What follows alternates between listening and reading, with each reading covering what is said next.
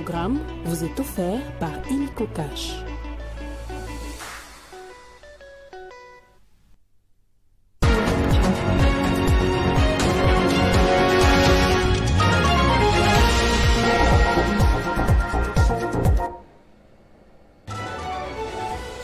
À la une de l'actualité, l'ex-basketteur congolais et star de la NBA, Mutombo Dikembe, est élevé à titre posthume dans l'ordre national Héros nationaux Kabila Lumumba au grade de grand officier.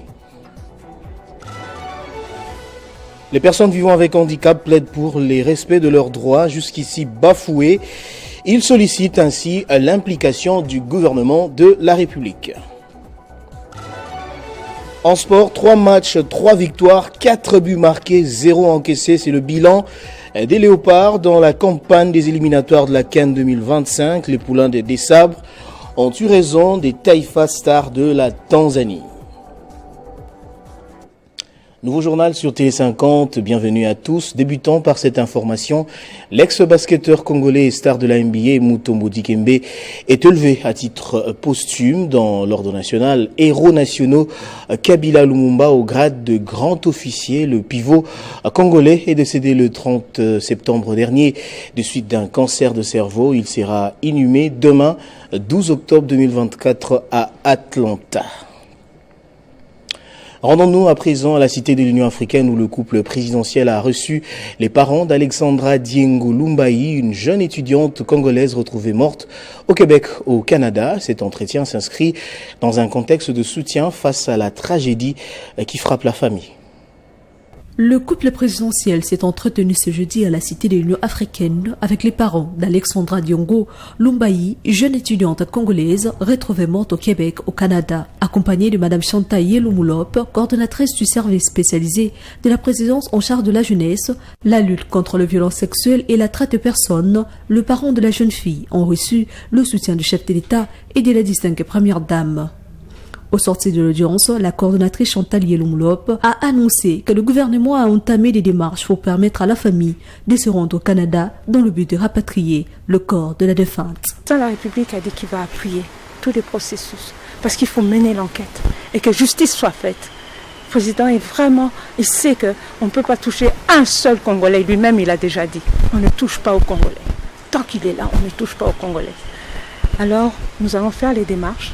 Les démarches ont déjà commencé avec l'ambassade du Canada, ici en RDC, avec le ministère des Affaires étrangères pour que la famille puisse aller voir le corps et continuer à mener l'enquête. Mais pour cela, nous sommes tellement contents d'avoir l'appui du président de la République et celui de la première dame.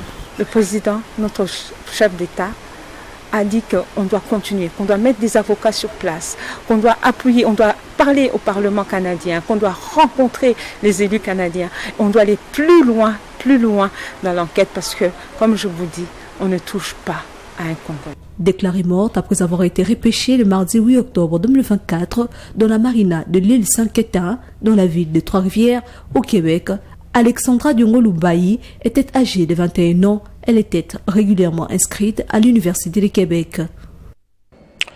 Et puis le président de l'Assemblée nationale séjourne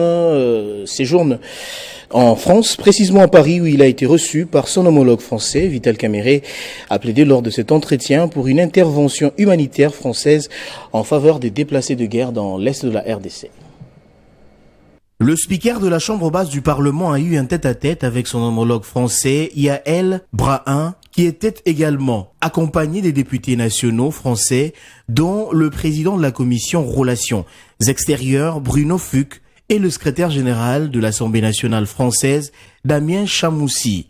Plusieurs questions ont été évoquées au cours de leurs échanges, notamment celles relatives à la vision stratégique commune, au partenariat rénové dans le domaine économique entre les deux nations, à la nécessité d'une intervention humanitaire française au profit de la population meurtrie des provinces du Nord Kivu et de l'Ituri, à la réhabilitation des relations parlementaires et à la constitution des groupes d'amitié et de travail entre les deux assemblées nationales.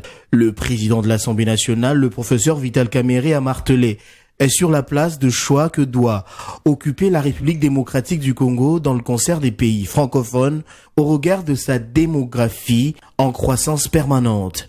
Pour Vital Kamerhe, cette place exige une considération particulière de la France. Ainsi, il a suggéré que la partie française puisse s'impliquer dans la recherche de la paix dans la sous-région des Grands Lacs en prenant en compte que c'est la RDC qui est le pays agressé et le Rwanda le pays agresseur. La Chambre basse du Parlement congolais a appelé la France à soutenir le processus de Luanda afin d'arriver à un apaisement dans la sous-région des Grands Lacs pour ramener la paix et de lancer le pays de cette région dans la dynamique de la coopération économique pour le développement de l'Afrique. Sur cette question, Yael Brahim, présidente de l'Assemblée nationale française, a réitéré la position de son pays, la France, sur le principe de l'intangibilité des frontières, un droit dont doit jouir la République démocratique du Congo autant que tout autre pays. Désormais, les personnes vivant avec handicap en RDC ont leur propre mouvement intitulé « Mouvement du réveil des personnes vivant avec handicap ». L'objectif à travers cette structure est de plaider pour les droits de leurs semblables au plus haut niveau, au plus haut sommet de l'État. L'initiateur de cette structure, Dexy Masséna, a peint un tableau sombre de leur situation en RDC. Le PVH ont été reçus auparavant par le président de l'Assemblée nationale, Vital Kamerhe. Après plusieurs revendications formulées auprès des dirigeants qui n'ont pas abouti en leur faveur et manifestations populaires, les personnes vivant avec handicap en RDC ont décidé de se prendre en charge en lançant leur mouvement intitulé « Mouvement de réveil des personnes vivant avec handicap ». Au centre Boboto, ces PVH ont présenté à l'opinion nationale leur cheval des batailles. Mais avant cette présentation officielle, ces mouvements ont commencé en sourdine et comptent déjà à son actif, sans l'appui du gouvernement, des réalisations qui leur a poussé à ne compter que sur eux. L'objectif principal du mouvement des réveils des personnes de handicap et de sensibiliser les personnes qui doivent être handicap à prendre conscience que la situation d'handicap n'est pas un frein de l'épanouissement personnel et à participer au développement du pays. Tous unis comme un seul homme, ils demandent l'accompagnement du gouvernement. Déjà, la semaine dernière, ces personnes ont pris d'assaut les palais du peuple en empêchant les élus nationaux de sortir de l'hémicycle, un sit-in qui a même contraint Vital Kamerhe, président de l'Assemblée nationale, de leur accorder son écoute. L'opposition congolaise sera dans la rue pour réclamer la libération des prisonniers politiques et le respect du droit de l'homme sur toute l'étendue de la République démocratique du Congo. Après une longue concertation, une déclaration politique a été rendue publique pour prévenir les dispositions de mise en application. Suivez. Le cadre de concertation des forces politiques et sociales réitère sa vive condamnation de l'arrestation et de la détention de M. Seth Kikouni, ainsi que les poursuites politico-judiciaire engagé contre sa personne en violation flagrante de ses droits fondamentaux lui garantis aussi bien par la Constitution que par les instruments juridiques internationaux de protection des droits de l'homme. Le cadre de concertation des forces politiques et sociales juge inapproprié et inopportun le débat lancé par l'UDPS, car ne répondant nullement aux attentes du peuple quant à l'hypothétique matérialisation du slogan pieux « Le peuple d'abord », tombé dans les oubliettes de l'histoire des promesses jamais tenues. Ce faux débat ne répond à aucune attente immédiate au nombre de celles ressenties en ce moment par notre peuple qui n'y a jamais pensé et n'a jamais eu besoin. Le cadre de concertation des forces politiques et sociales réitère son appel à l'ensemble de nos concitoyens dans toutes les provinces à se mobiliser pour participer à la grande marche pacifique et patriotique nationale destinée à revendiquer le bien-être socio-économique des Congolais et exiger la matérialisation de le peuple d'abord, le manque d'eau, le manque d'électricité, le manque de routes, L'inspection générale de la police nationale congolaise se dote de 4 jeeps neufs pour l'efficacité de ses missions de contrôle d'audit, d'enquête et d'évaluation au sein de la PNC. C'est le vice-premier ministre en charge de l'Intérieur, Sécurité, Affaires coutumières, Jacquemain Chabani, qui a remis au commandant de l'IGPNC, Philémon Patience Mouchigiave, à ses véhicules à l'esplanade de l'immeuble Tembe. Ces charrois automobiles acquis des fonds mis à la disposition de l'inspection générale de la PNC vient résoudre tant soit peu les peines et difficultés rencontrées par les collaborateurs du commissaire divisionnaire principal Patience Mouchidiave qui fonctionnait avec des véhicules amortis dotés depuis 2012. Motif de détermination de l'inspecteur général pour que ce collaborateur accomplisse leur mission avec dignité et de manière professionnelle, nonobstant les multiples besoins dont quelques-uns énumérés ici par le chef de l'IGPNC. La redynamisation de l'administration centrale de l'inspection générale de la police nationale congolaise par la signature du projet du déploiement des inspecteurs de la 5e promotion pour créer nos antennes dans les provinces non encore couvertes et la permutation des directeurs et chefs d'antenne ayant déjà fait plus de 5 à 12 ans au même poste. Projet se trouvant déjà sur votre table, dans votre cabinet.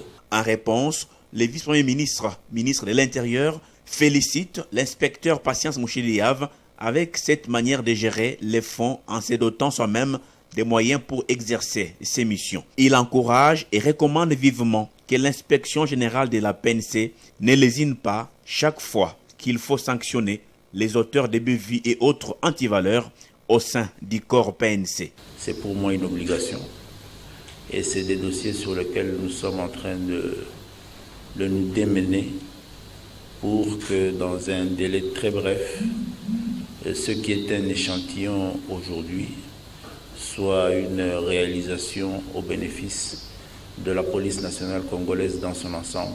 Jacquemain Chabani a par ailleurs insisté sur l'usage responsable des engins mis à la disposition des services de l'IGPNC en demandant au commissaire divisionnaire de ne pas hésiter à sanctionner également les mauvais utilisateurs.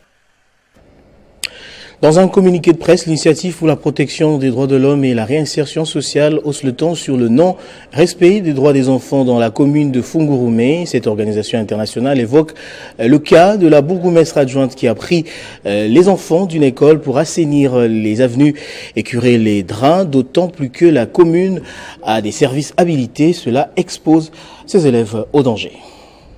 Aussitôt entrant en contact avec les images de la bourgmestre adjointe urbano-rural de Fungurume, avec les élèves en train de curer les drains sur les avenues et même sans protection, l'initiative pour la protection des droits de l'homme et la réinsertion sociale s'indigne de ces comportements qui, d'après cette organisation, violent délibérément les droits de l'enfant. Cette organisation de défense et protection des droits humains alerte ce qu'elle qualifie de violations de la loi. IPEDOV alerte une violation grave de la loi numéro 08/001 du janvier 2009 portant protection de l'enfant à l'article 53 alinéa F qui stipule que les travaux qui par leur nature et les conditions dans lesquelles ils s'exercent sont susceptibles de nuire à la santé, à la croissance, à la sécurité, à l'épanouissement, à la dignité ou à la moralité de l'enfant. En effet, la commune urbano-rurale de Fungurume n'a aucune raison d'utiliser les élèves pour tirer le drain qui les expose à des maladies. De ces faits, IPDOR demande aux autorités provinciales de diligenter une enquête pour déceler l'initiateur de cette forme d'exploitation des enfants, sanctionner les dirigeants auteurs de cette initiative et aux organes de protection sociale de l'enfant de s'impliquer davantage pour savoir les motifs qui se cachent derrière cette utilisation des enfants dans le travail si dangereux et rester vigilants aux violations des droits des enfants. Rendons-nous au Sud Kivu où a été inauguré un nouveau centre communautaire à la grande satisfaction des victimes des violences sexuelles dans les conflits armés. Les détails dans cet élément. Ce nouveau centre communautaire a été inauguré dans l'aire de santé Boulenga en zone de santé de Minova. Ce bâtiment est construit par la Fondation Padi avec le financement du Fonds mondial des survivantes de violences sexuelles dans le cadre du projet pilote de réparation intérimaire. La construction de cet édifice fait suite à une enquête de terrain menée en 2020 au cours de laquelle les survivantes de Kanyola, de Kasika, de Minova et de Kananga avaient demandé notamment d'être dotées d'un lieu communautaire d'échange, de travail et de vie en guise de moyen de leur processus de résilience. Cette œuvre grandiose ne serait possible sans le Fonds mondial pour les survivantes de violences sexuelles liées au conflit qui a été créé par le lauréat du prix Nobel de la paix 2018, le professeur Dr Denis Mukwege, en fait de combler une lacune identifiée depuis longtemps par les survivantes elles-mêmes, à savoir la non-accès aux réparations. Ces centres viennent répondre aux besoins des survivantes et nos communautaires en vue d'un relèvement communautaire efficace d'après-guerre. Pour rappel, c'est dans son discours des réceptions du prix Nobel de la paix en 2018 à Also que le docteur Mukwege avait appelé les États à soutenir l'initiative de création d'un fonds mondial de réparation des victimes de violences sexuelles dans les conflits armés. Ainsi, depuis le mois de mars 2020, un projet pilote a été lancé en Irak, en Guinée, en République centrafricaine et en RDC. La cérémonie s'est déroulée en présence de plusieurs autorités locales et des représentants du FONAREV. Autre chose à présent, la société civile du Grand Nord Kivu se mobilise pour ériger un mémorial dans la zone de Mazivivi pour garder une pensée vive des milliers des disparus sous les affres de la guerre. Pour l'abbé Aurélien Kambale, basé à Beni Butembo, ce mémorial a pour objet de faire voir à la face du monde que le sang qui coule dans l'Est ne doit pas passer inaperçu. Pour en parler, nous sommes en ligne avec lui justement. Bonjour, vous êtes curé de Beni Butembo. Dites-nous de qui vient ce plan de mémorial? Oui, comme vous le savez, c'est depuis le 2 octobre 2014 que la zone de Beni et ses environs connaissent les affres de tueries, de massacres qui viennent de nous faucher beaucoup de vies humaines. Et cette situation avait provoqué des réactions de beaucoup d'organisations, y compris la société civile locale, à laquelle appartient aussi l'Église catholique à travers sa commission diocésaine de justice et paix. Et depuis un certain temps, une idée est en train de naître en nous pour sauvegarder la mémoire de nos frères et sœurs qui ont été fauchés par la brutalité des personnes violentes sans foi ni loi, de quand même conserver leur mémoire et surtout de leur rendre justice un jour ou l'autre. Parce que nous l'espérons, et c'est dans ce sens-là qu'une idée a été conçue de dire il va falloir qu'un mausolée, qu'un monument soit érigé à leur honneur afin de perpétuer non pas la valeur de ces actes-là, mais la mémoire des personnes fauchées gratuitement par la méchanceté humaine. Alors que la guerre continue dans l'Est, ne pensez-vous pas que ce mémorial devait attendre? Nous ne faisons pas les mémorials pour les mémorials. Ce n'est pas ça qui nous intéresse en soi. Mais nous le faisons pour ne pas perdre des vies, nos frères et sœurs, nos frères et sœurs qui ont été fauchés par la brutalité des hommes et des femmes violentes sans foi ni morale. Et nous ne le ferons pas pour un intérêt quelconque et privé, mais c'est en vue de la mémoire de ces victimes-là et de leurs familles, afin que l'histoire, je dis alors l'histoire, à commencer par le peuple congolais, le Congolais et les Congolaises, le gouvernement congolais, et souviennent qu'il s'est passé des atrocités graves, des crimes de guerre dans ce coin de la République et qu'on ne doit jamais oublier. Merci beaucoup, monsieur l'abbé Aurélien Kambale, pour tous ces détails. Un protocole de partenariat a été signé mercredi entre l'Institut supérieur d'informatique, programmation et analyse et la société de télécommunications Africell RDC en vue de détecter et former des jeunes talents promoteurs issus de l'ISIPA. Les deux parties ont acté plusieurs résolutions pour renforcer une collaboration étroite entre l'ISIPA et Africell RDC. Ce protocole de partenariat entre l'Institut supérieur d'informatique, programmation et analyse et la Société des télécommunications Africell RDC s'est fait sous le management éclairé du président directeur général de cette institution, Martin Ekanda Odimba, ainsi que du directeur des ressources humaines d'Africell RDC, Papito Muniata. Le présent partenariat, qui s'inscrit dans le cadre de la vision du chef de l'État, Félix Antoine Tshisekedi Tshilombo, sur l'entrepreneuriat des jeunes en RDC, a pour objectif principal la détection et la formation des jeunes talents prometteurs issus de l'ISIPA. Au cours de cette cérémonie, les PDG de l'ISIPA, Martin Ekanda Odimba, et les directeurs des ressources humaines d'Africell RDC, Papito Muniata, ont expliqué les contours du partenariat. Aujourd'hui, Africell, dans leur vision, ils veulent accompagner la jeunesse congolaise dans ces cadres-là. C'est pour cela que nos deux visions se rencontrent et nous cheminons ensemble au travers de ce protocole que nous venons de signer ensemble. C'est-à-dire ici, nous pensons dans notre vision un peu plus large que le développement d'une communauté doit commencer à la base. À cette fin, l'ISIPA et Africell RDC conviennent notamment d'identifier les étudiants talentueux en informatique, gestion financière, communication numérique, mathématiques et statistiques à travers un processus de présélection rigoureux mis en place par l'Institut et offrir aux étudiants sélectionnés des stages professionnels au sein d'Africell RDC, mais aussi permettre aux étudiants et diplômés de l'ISIPA les plus performants de se voir proposer un emploi au sein de cette entreprise de télécommunications. En Ituri, le collectif des mouvements associatifs des jeunes, Comégie en sigle, sort de son silence pour condamner la campagne de diabolisation menée depuis quelque temps contre le directeur général de la Sokimo, accusé de la mégestion de cette société minière par certaines personnes mal intentionnées.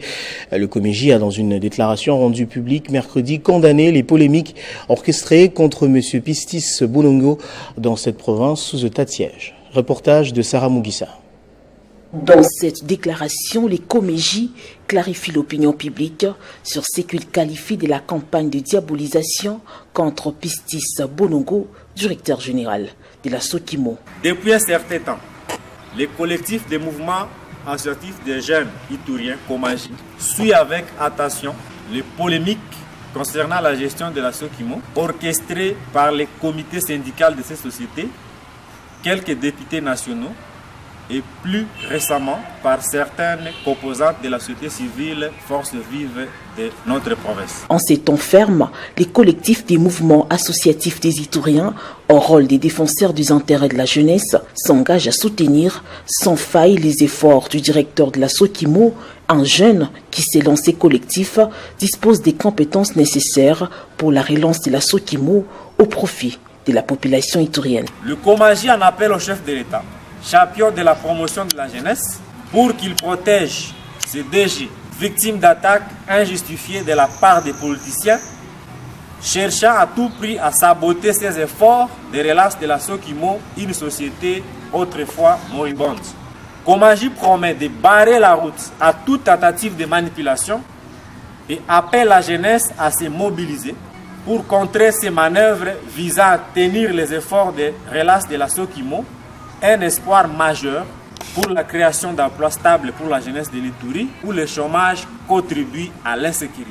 Un accompagnement sans faille à M. Pistis Bolongo. Notons que les collectifs des mouvements associatifs des jeunes ituriens regroupent de milliers de jeunes issus des différentes associations et regroupements, notamment les conseils provinciaux de la jeunesse, l'ASBEL Jeunesse Nabisso, le Jeune Visionnaire, l'Union de jeunes congolais pour les changements, les groupes de rayonnement des actions du chef de l'État, ainsi que la dynamique du jeune fasciste.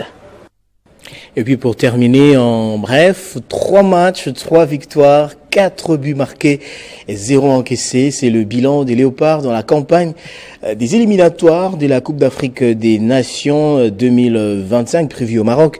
Le poulain des Sabres ont eu raison des Taïfa Stars sous le score de 1-0. Venons-en au rappel des principaux titres à présent. L'ex-basketteur congolais et star de la NBA, Mutombo Dikembe, est élevé à titre posthume dans l'ordre national héros nationaux Kabila Lumumba au grade de grand officier par le président Félix Antoine Tshisekedi. Les personnes vivant avec handicap plaident pour le respect de leurs droits jusqu'ici bafoués. Ils sollicitent ainsi l'implication du gouvernement de la République. En sport, 3 matchs, 3 victoires, 4 buts marqués, 0 encaissés. C'est le bilan des Léopards dans la campagne des éliminatoires de la CAN 2025. Le poulain de Dessabres ont eu raison des Taïfa Stars sous le score de 1-0 à domicile. Place à présent à la revue de presse.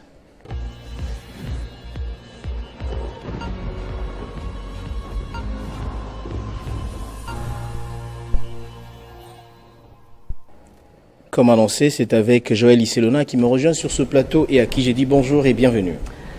Bonjour Christian Kalonji, merci. Bonjour également à tous ceux qui nous suivent de partout. Inauguration du plus grand hub d'entrepreneuriat et d'investissement, Félix Tshisekedi déterminé à réduire le chômage en RDC. Christian Kalonji, c'est ce que nous pouvons lire sur le journal La Tempête de Tropique qui renseigne que le président de la République, Félix Antoine Tshisekedi, a inauguré jeudi 10 octobre dans la commune de Ngalima, Kinshasa, un espace du groupe Texaf consacré à la promotion de l'entrepreneuriat et de l'innovation en République démocratique du Congo, Silicon Village, dédié aux startups, aux petites et moyennes entreprises et aux grandes entreprises. Il s'agit, détaille le tabloïd, d'un bâtiment de 6 000 m² installé dans une concession de 32 000 m², doté d'espaces de travail innovants et collaboratifs, des salles de réunion, d'un auditorium et des infrastructures technologiques des dernières générations. D'une capacité de 800 opérateurs, Silicon Village se présente comme un espace d'entrepreneuriat numérique.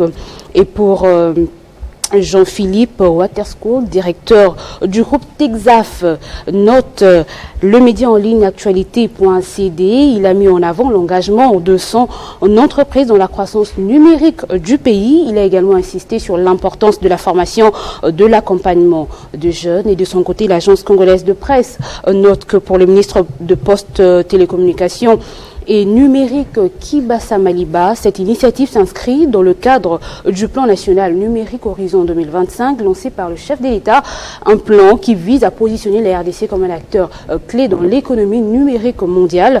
Il précise par ailleurs que Silicon Village est né du désir de contribuer à réduire le chômage par le développement de compétences et favoriser un environnement où les startups nationales comme continentales peuvent prospérer en scène média. Conseil de droits de l'homme des Nations Unies, la RDC parmi les 5 membres en 2025 et 2027. Alors, le maximum revient sur l'élection de la RDC au Conseil de droits de l'ONU.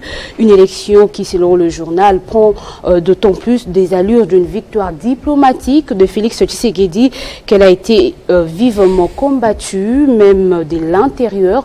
En effet, rappelle l'hebdomadaire, quelques ONG nationales et leaders politiques de l'opposition s'étaient fermement opposés à la candidature de leur pays. Cette initiative s'inscrit dans le cadre du plan national.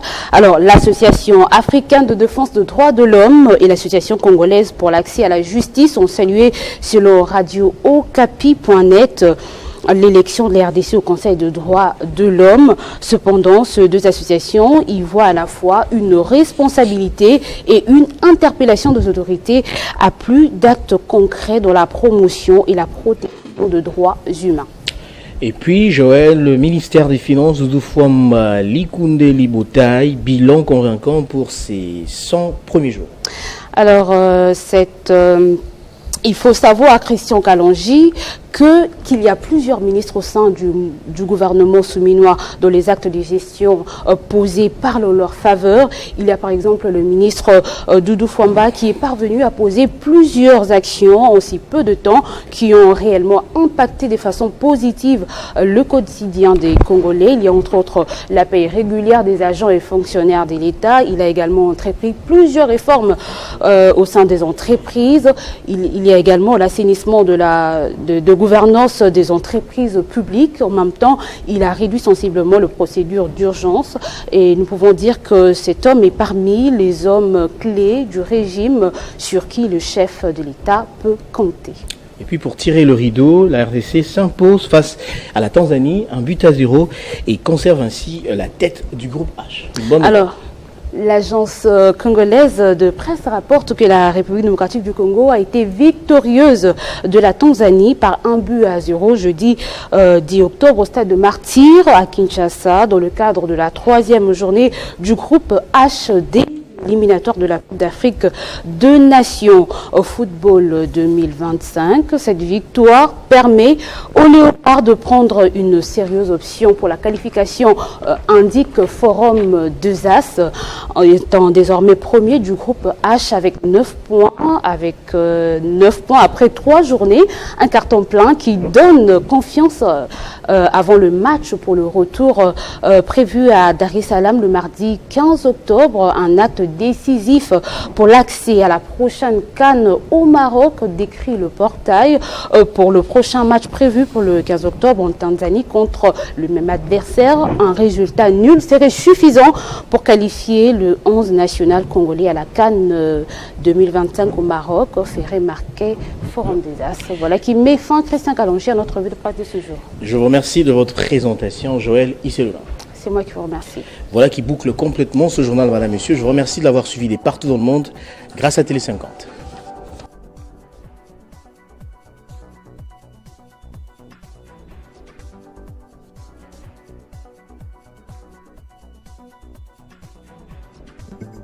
Retrouvez toute l'actualité en continu sur www.tele50.cd.